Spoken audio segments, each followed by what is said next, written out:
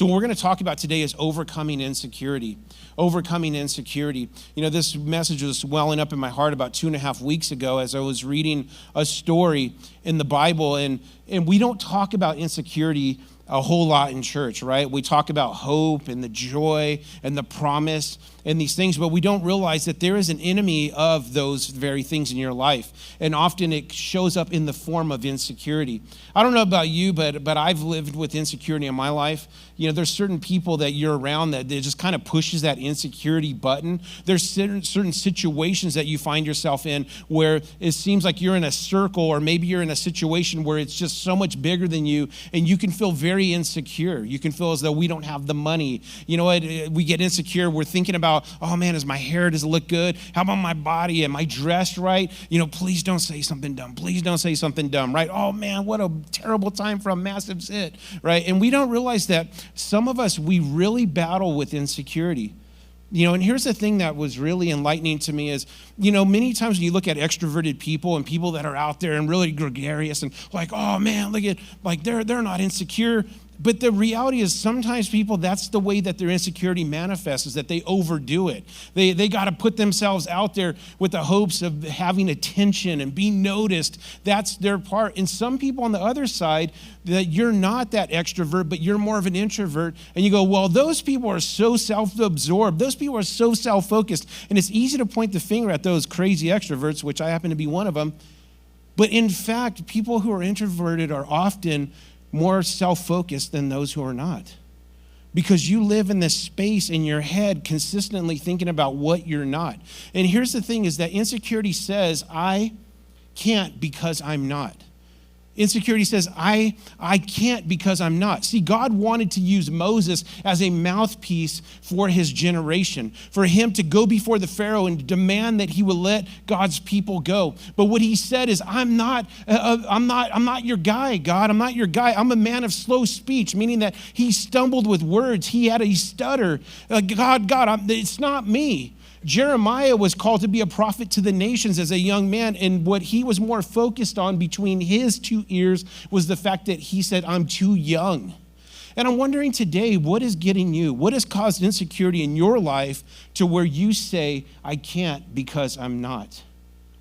See, and what happens is that God is going to faithfully allow you to be put into situations to where, yes, you're going to have to rely on him. You know, when Veronica and I, when we went, you know, we felt a call to plant Hub City Church. You know, what happened is that we gave God our yes. We made an oath. We said, God, wherever you want us to go, we'll go. Whenever you want us to go, we'll go. Because here's the thing is that for 10 years, we were in a season where God clearly spoke to Veronica and he says, you are to remain nameless and faceless. And so what happened is we became very confident, very comfortable in being behind the scenes. Do I got any of those people that's your spot? You like being just kind of behind the scenes, just kind of pushing, doing the thing, helping other people out. Well, we became very content with that space. But when it was time to go, we realized that God was on it, and things started moving really fast. And what God did, and I see it as a blessing now, but man, I'm going to tell you, it hit my insecurity button, is he quickly pushed us into some circles with people that were doing big things in the kingdom. They were pastoring churches of thousands, and here we were with this team of like 65 people ready to go, a little bit of money in the bank and a start date, you know?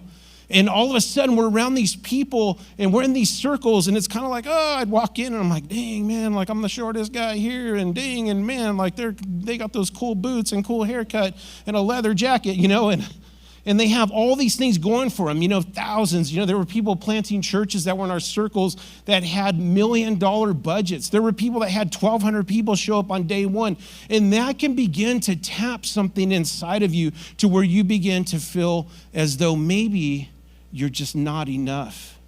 And I want to speak to you today, for those of you that are in this room and you just feel like you're not enough.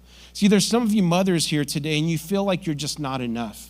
You're not pretty enough. You're not prepared enough. You're not put together enough. You're not, you know, you're not smart enough. You know, you look at your kids and it's like, you know, you got the honor roll mom, you know, who has all their kids and they're the smartest and they're on the PTA and they're doing all the cool things. And you're like, dang, like we just barely got the kids to school and that was a win. And this was a good day because they had something to eat for lunch. Like, man, like that was a massive win. And you can start to compare yourself to other people. You know, Veronica and I were at a conference last week in Texas, and we were there with about 3,000 pastors, and many of them are some of our greatest friends. My pastor was there, and we were talking about Easter Sunday, and he's like, hey, how did it go? And I said, you know, Pastor Dave, it was so cool, man. It was our biggest Sunday ever, you know, in the history of Hub City Church. But I already knew inside my mind that I was going to be at a crossroads as that conversation continued. Because, see, I had to do the work. I've had to do the work over the years to overcome insecurity, and that's what I want to teach you today. Because as I shared, oh man, you know, we had, you know, just around 600 people show up to church. I already knew they're a massive church. And as he shared that they had 17,000 people in person in church services. They had over 1,000 people showing up on the prison network and all of these things. And before that would have just hit that insecurity button, go, oh, why did I even share? Man, that's embarrassing, you know? Like we didn't even crack 1,000 and whoa, and there's this and that. As some of you, that's how you feel in life. You start a business and you think about everything that you're not. You've started a marriage and you think about everything that you're not. You start relationships, you started school, and you always think about what you're not yet. But today I want to bring hope to you. I want to bring hope to you. Some of you moms out there, you carry great pain inside because, man, you know that, man, you could have done it better. And so that brings shame to you, and it brings this guilt to you, like, man, I was just not the mom I should have been. But I just want to tell you, you know what? You did your best. You did your best. And you can't change the past, but Jesus has changed you now. And guys, that has to give you great hope. It has to give you great hope. See, when it comes to insecurity and it telling you everything that you're not, you've got to realize that if you allow that voice to take root and to be the thing that controls your emotions and your thought process, it is a harsh and brutal master. And it'll steal every ounce of joy out of the season that you're in, and it'll frame your past in such a negative way that instead of living in the moment with great expectation of the future, it'll trap you locked to the negativity and the hurt of everything that it wasn't, instead of embracing what God has for you today, wanting you to understand that he's empowered you with something different. You know, 2 Timothy 1:7 says this, for God gave us a spirit not of fear, but of power and love and self-control. One says a sound mind. I want you to understand today that insecurity is often, it's the fear of not being enough. And I want you to know that God has armed you with something different, that he's armed you with a different power, that he's given you power over fear, that you do not have to stay locked into that today saying that I'm not enough. I know that some of you young men in this place today, you're wondering how your future is going to work out. You're wondering, are you going to be enough? Will you have the money? Will you have the opportunities to succeed in this life? And let me just tell you that if you surrender your life to God, if you trust him and acknowledge him in all of your ways, that you will be a success story, that you will come out on the other side of this just saying, my God has been faithful, my God has been good, that he has a plan, and that it has been executed, and that I've lived a good life honoring him. But it's got to start here today. You've got to realize that you've been armed and empowered with a different spirit. You are no longer bound by that spirit of fear. You're no longer bound by a spirit of confusion. You're no longer bound by this spirit of having an inferiority complex or feeling as though you are not enough. Let me tell you today that you are a child of God, that you are blood bought by the blood of the Lamb, that he paid a price for you. And because of that, you stand victorious in his victory, church. Come on, that's something to get excited about. And so when we talk about insecurity today, maybe you don't see this pop up in the Bible too much, but today I want to take you to a story, and I want to show you the dark side of it. I want to show you the dark side of it as a warning today. But I also want to show you the light side of it too, because God is a God of grace. He's a God of mercy. And he's a God that will set your feet on a firm foundation if you allow him. You will be an overcomer if you let him. But I want us to go before the Lord today as we dive into this story and let him examine our hearts. Because there's some things that need to be uprooted. There's some things that need to be cut out of our lives if we are to live a life of security in Christ. And so I want to take you to the story, and let me set this up. There's this young king. Actually, his dad has a really cool name. His name was Jehoshaphat. I wonder if he was a little on the heavy side. I don't know. But it wasn't spelled that way. Sorry. Come on, little joke there. Roll with me. Come on, I'm not feeling good. You got to help me out here just a little bit.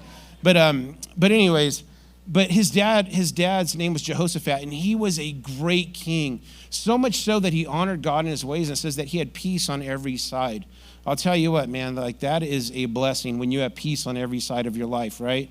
And so his dad was a great man of God. And then we go in to see this young man, and his name is Jehoram. This is his son. And I want you to see this, and I want you to see his response when he takes the throne. 2 Chronicles 21:4. When Jehoram had ascended the throne of his father Jehoshaphat, and was established, he killed all of his brothers with the sword, and also some of the princes of Israel. Yo, what's up with this dude? You take the throne and you go and kill your brothers with a sword? You kill some of the princes of Israel or Judah? What is going on with this guy? What would drive somebody to do that?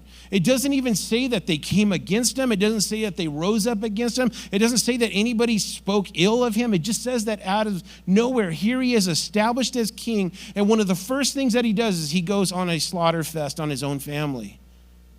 What is going on here? And that's when the prophet Elijah sends him a letter. And I want to read this to you because it gives us insight as to what happened here. There was something wrong in Jehoram's heart. There was something that he'd given himself to, and we'll understand what it is as we continue. Let's go on to 21:12-14. It says, Jehoram received a letter from Elijah the prophet, which said, this is what the Lord, the God of your father David says. You have not followed in the ways of your father Jehoshaphat or Asa, king of Judah, but you have followed the ways of kings of Israel. And you have led Judah and the people of Jerusalem to prostitute themselves, just as the house of Ahab did. You have also murdered your own brothers, members of your own family, men who were better than you. You guys get that? Men who were better than you.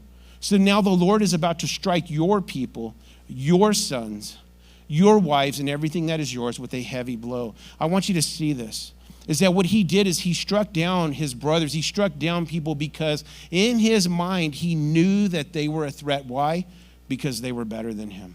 Maybe they were more skilled. Maybe they were a better speaker. Maybe they were a better fighter. Maybe they were richer. Whatever it was, they were a threat to him. And this insecurity rose up on the inside of him, and it caused him to draw a sword. See, many times we see when people are insecure, we go, oh, they're so meek and they're so like this and they're so that. And oh man, poor them. And they're so isolated. But often what you got to understand is that insecurity doesn't show up as meekness. It shows up as a sword. And I've got this sword right here, and I don't know how I'm going to pull it with one hand. But somebody brought this really cool sword, and I just said, man, I got to bring it. But this is what happens, is that when insecurity hits, the sword comes out. And often you don't realize it, but many of us, what we do is we wield the sword on people when they make us feel as though we're not enough. When they make us feel as though that we are not worthy of love. We're not worthy of recognition. We're not worthy of the accomplishments we had, and what we do is we pull it out because something in our mind tells us, and it's a lie, that if I cut other people down, or if I cut them out, that it makes my life better. That if I eliminate the competition, then what it'll do is it'll eliminate comparison in my life. And that is a lie from the pit of hell. And that many of the people that we've been called to love, many of the people we've been called to lead, we find ourselves cutting them down. And what we do is many of us won't go to prison, so we're not going to hit them with this, right? Come on. Have we established that? We're not a violent people. But what we do is we pierce people with words. See, I've used this verse before, but I'm going to use it again today. In Proverbs, I want to go there if we got that verse. Proverbs 12:18, it says, the words of the reckless pierce like swords, but the tongues of the wise bring healing. That many of us don't realize that what we do is that when somebody is a threat to us, when somebody's being promoted in front of us, when somebody shows up and they have the same skill set and they become a threat to us, what is the first reaction to the insecure? Is we begin to release words. We begin to speak, and what we do is we pierce people with reckless words. Who does she think she is? Creeping up in here. What, she thinks she can sing? Who does he think he is? What, he thinks he can lead? I've been here for 8 years. I've been the one next in line, and all of a sudden they're considering and what we can do is we start releasing words that actually pierce like swords. We make fun of people. We begin to speak, and what we do is we capitalize and we focus on their flaws, their failures. We look at all their little, insecurities and their little mistakes, and we start magnifying those things. Why? Because it's actually a reflection of us. That if I can cut you down or cut you out of my life, that it makes my life better. But that is a lie. That is a lie, because let me just tell you this, that you can't cut other people without hurting yourself.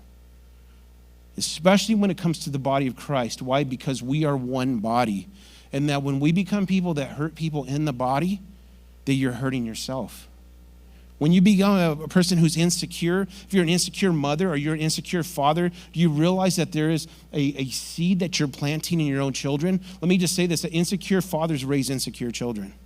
And insecure mothers raise insecure daughters and children as well.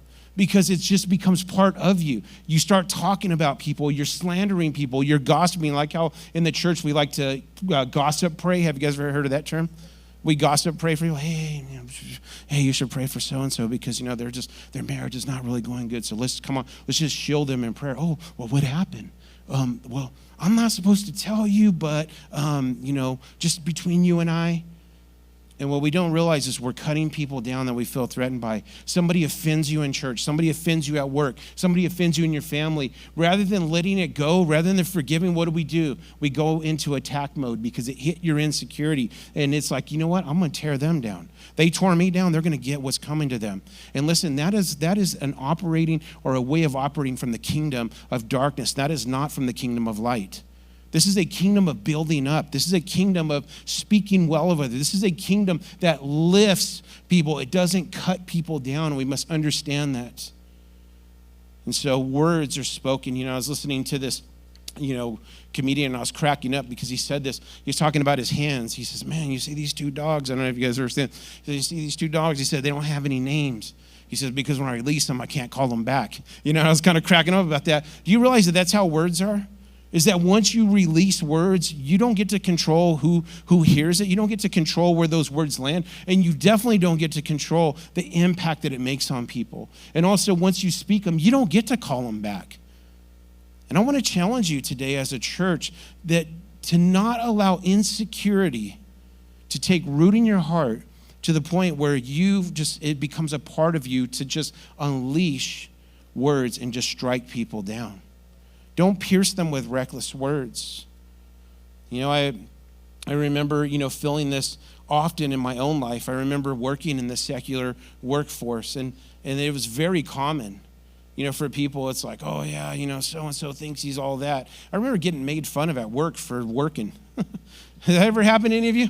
Get made fun of for working? And what happens is that can take root in your heart, and you become a person that looks more like the world than what God wants you to look like as a ambassador of his kingdom. And I just want to challenge the status quo today.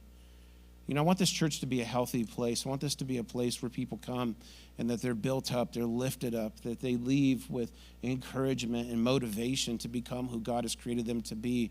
Not a place where we allow this to creep in. And many times that is not the case in church. That sometimes it becomes the most competitive place. It becomes a place of comparison. It becomes a place where jealousy just runs free and roams through the streets, And it ought not to be like that. And so today we're just doing a little bit of reflection. Like, where are we? Let me ask you today, where are you with this? Are there certain people that push your insecurity button? There's certain people that just even right now thinking of them, it just kind of gets a little rise inside of you. Are there certain situations that you feel insecure about and it causes you to draw the sword on people? Are there things that are going on behind the scenes? Are you entertaining conversations with people? Are you entertaining things that you especially lined up with this, that you're like, you know what? That's not building, man. I'm working for the wrong team. I'm actually being a destroyer, and I'm working for the deceiver and not with the Spirit of God. Can there be a heart shift today? So this is what you got to do. I got two things I want to share with you today. Number one is that you must surrender your sword. You've got to surrender your sword. What do I mean by that? Instead of pulling this sword and feeling as though somehow life will be better or that you'll be better by cutting people out, by cutting people down in your life, that you surrender this sword into the hands of God. And what God will do with this sword is he'll turn it on you in a good way. What do I mean by that? If you've got a heart of surrender, you'll say, God, what do you want to do with this? And what he'll do is he takes the sword, and as a skilled surgeon, he'll begin to cut things out of you that don't belong there, if you'll allow him to. I want to just talk about a few of those things today. Are you guys good with this? You got to allow him to take my desire for recognition. See, a lot of times that's where insecurity it pops up, is that I just want to be recognized. I want to be known for something good. I would like a little bit, as Nacho said, just a little taste of the glory, you know? And some of us, we feel as though because you grew up in a home with an insecure parent that couldn't praise you because they were never praised. They couldn't give you any sense of like, hey, man, I'm so proud of you, because no one did that for them. And so that was rooted in their life. So all they did was like, that was it. Like, oh, man, like second place, like second place is the first loser, you know? And you heard those things, you know? It's like an A was the only option. For some of you, you know, you had an overbearing parent, like every hair had to be in place because you were just, you know, if everything wasn't like perfect with your looks, like somehow there was something wrong with you. You were messed up and you were an embarrassment to them. And you grew up with that kind of pressure. And so here you are as an adult, and you were taught that if you rise up and you know, and if I'm visible, it makes me valuable, you know, like that's the mindset. And so you always need to be recognized. And I want you to understand that sometimes all you do is that makes you a target for the enemy. And that when you allow that to be cut out of your life and you say, you know, I don't need to be recognized. When people see me, I want them to see Jesus. When people see me, I want them to see my God. When they see me, like they don't need to see me. They need to see what he's doing in my life. I'm going to brag about him. I'm going to brag about other people. I'm going to be a champion for other people. I don't need the glory. Can you see how if you live that way, that is a mark of insecurity leaving you? Because you're okay. You know, you do the job because you're honoring God, not because there's something in it for you. The cool thing is that there's a byproduct to that where you feel blessed and you receive as you pour out. But that's not the motivation. The motivation is to make him famous. Another thing is to allow God to take away your desire for approval. Take away that desire for approval. You know, this is really important. And, you know, because so many times what approval does is that we want to know that we're okay. That we're okay, that when stacked up against other people, like, hey, like I measure up. And what happens with approval is that many times when somebody comes against you or they slander you, you feel as though you need to go and correct things. You need to make things right. Like, you know, that's not how it went down. I need to tell you how it went down. You know, because somehow if I can get them to know the truth about the situation, then they'll like me again. And let me tell you that that's going to lead you down a road of chasing and groveling at people's feet. And what I've learned is that if you are going to be a person that begins to let God cut that need for unhealthy approval out of your life. Listen, it's cool to be liked by people. Come on, I'm not going to lie here. It's cool to have people on your side. But if that is your mode and you're just locked in that consistently, like I need their approval, I need them to like me, what you're going to find is that becomes a tool in the enemy's hand in your life. And he will bring people that are godless. He'll bring people that are yielding. Even if they're in the church, he'll bring them to bring rejection into your life. And you know what is a great tool is to overcome this is I like to call it selective knowing. Selective knowing. You know, I remember early on with this church, I wanted to know everything. I wanted to know what so-and-so said. I wanted to know what so-and-so thought. And I've just realized that, you know what, if I'm not in charge of it, like I don't need to know. I've had some pastor friends that have actually exited the ministry because they couldn't take the criticism of people. You know, and I watched a guy walk up to somebody, hey man, so what'd you think of the message? I was like, bro, like, do you really want to know the answer to that? Because here's the thing, if I didn't get the approval of God during the week while I was studying, I shouldn't have even been preaching it. Come on. And so when I show up here on Sundays, I'm not concerned so much what you think about me or even what you think about the message. I'm more concerned what God thinks about the message. And can you guys see the difference there? And so you got to have that selective hearing. You got to have that selective knowing in place in your life. Otherwise, it'll damage you. If you're running around, what do you think? Oh, how's my hair look? How's my body? Oh, man, I've been at the gym a little bit. I've been eating better. And you're constantly trying to find approval in people. Trust me, the enemy will work overtime to bring discouragement and rejection into your life. Be careful with that. The other thing is that we've got to allow God to take that sword, repurpose the sword, and let him cut this desire for control out of our lives. Desire for control. One of the things that's really interesting in the word insecurity is it's you trying to find, or me trying to find insecurity in me. That if I can just be good enough, if I can just be wealthy enough, if I can just be gifted enough, if I can be good looking enough, if I can be fit enough, if I can be skilled enough, if I can be funny enough, inside me, if there's something inside me that protects me, and if I can control all of this, then it'll make me be okay. But the reality is that none of us have the ability to achieve that outside of Christ making us complete and whole. And so that desire to stay in control, you've got to let it go. And here's the second thing that I want to share with you today as we close out. If I can get you up, Pastor Joe. The second thing is this. Do I have number 2?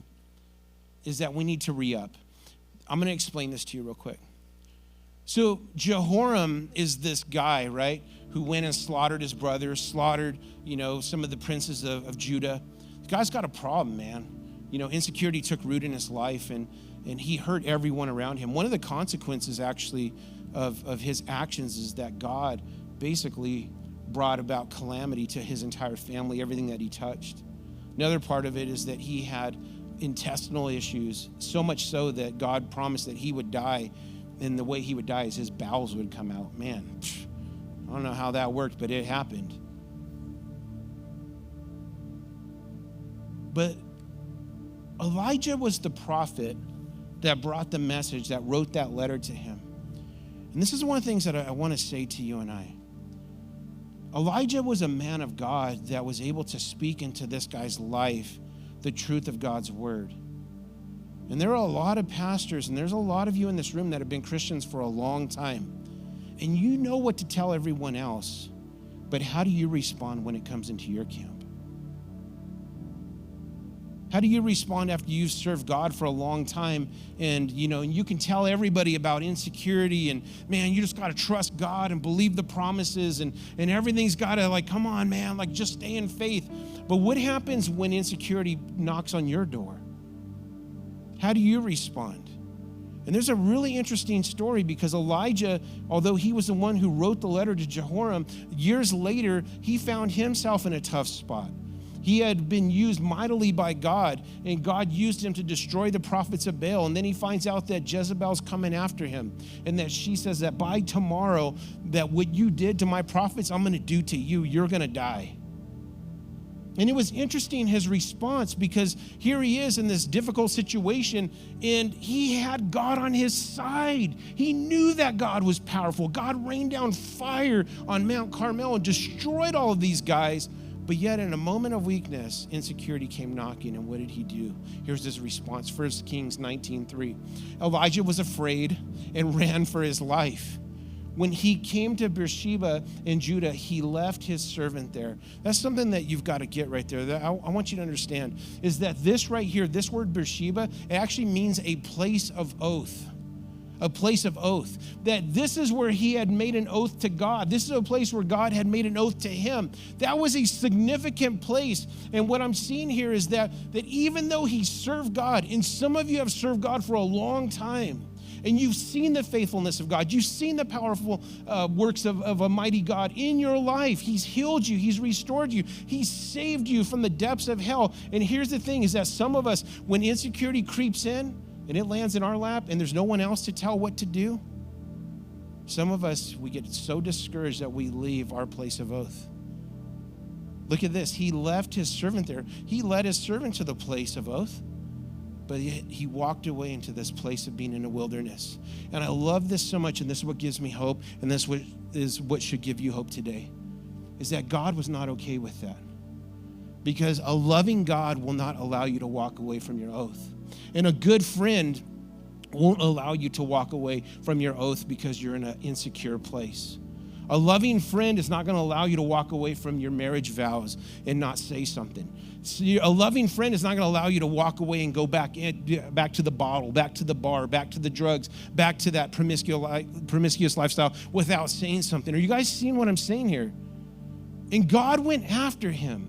And this is a story where we find that God shows up and there's a loud wind and it's just tearing the rocks up and he's hiding in a cave. And all of a sudden it says that there was an earthquake. And then it says that there was a fire. And God wasn't in any of those, but God was in his still small voice. And I want you to get this today as we close. What did God say to him when Elijah, the man who knew everything, just like many of you in this room do today? You've heard the messages. You've been in church. But you find yourself in this insecure place. You've allowed jealousy to well up in you. You've allowed comparison to rule your life. You feel inferior. You feel less than. Some of you are on the run today. You're on the run from the calling that God has in your life. Because the calling seems too big, it intimidates you, it scares you. The circle that he's inviting you into, you're like, these are not my people. Why? Because these people are bigger than you. And because you feel like you can't pull the sword, it makes you feel less than. So you're on the run, and this is what God is saying to you today as he said this to Elijah. And I want you to see this, 2 Kings 19:4. It says this. Actually, this was his response as God talks to him. He says, while he himself went a day's journey into the wilderness, he came to a broom bush, sat down under it, and prayed that he might die. He says, I've had enough, Lord. He said, take my life. I'm no better than my ancestors. What was said to Jehoram? Your family was better than you too. And that's why he killed him. And notice this, he's not trying to kill him, but he's just on the run. Some of us, that's how we respond to insecurity. Some of you rise up, you pull the sword. Some of you run and hide in isolation. Either way, it's destructive.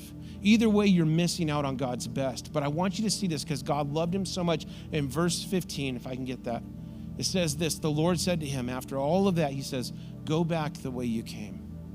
What do you say? Go back to the place of oath. Go back to Beersheba as he passed through there on his way to fulfill some things that God had given him to do. And I'm wondering today, what is it that God is calling you back to that you need to re-up on? Some of you were so on fire for Jesus for a time, and your fire has been quenched. Life has got the best of you. It's knocked you off your horse. You've been discouraged and disappointed. And today's an opportunity for you to come out of the wilderness and to re-up and say, God, I'm coming back. Some of you had this insatiable desire for God's word when you were first saved. You couldn't get enough of reading the Bible. You haven't picked up a Bible in years. And let me tell you that coming to church and reading verses on the screens, it's not the same. You've been disconnected. You've been distant from God. And it's time to come back to your place of oath and re-up. Some of you in your marriages, man, you were so close and you were so in love with each other at one point, but you've become distant and you've become so far from what that time once was. And God is calling you to go back and to re-up and to make a decision that, you know what, I'm going to love you like you deserve to be loved. I'm going to love you with a godly kind of love. And I don't feel it right now, but I'm going to believe that God's going to give me what I need because I'm committing to re-up to our covenant, to our oath that we made on that altar. I'm gonna re-up on the commitment I made to raise my kids in the fear and admonition of the Lord. We're gonna, as for this house, as for me and my house, we're gonna serve the Lord. That we're gonna stay locked in. I don't know what it is that God is calling you to re-up to today, but I pray that you have a desire to do that. That you wouldn't allow insecurity to lead you away from the promise and the plan that God has for your life.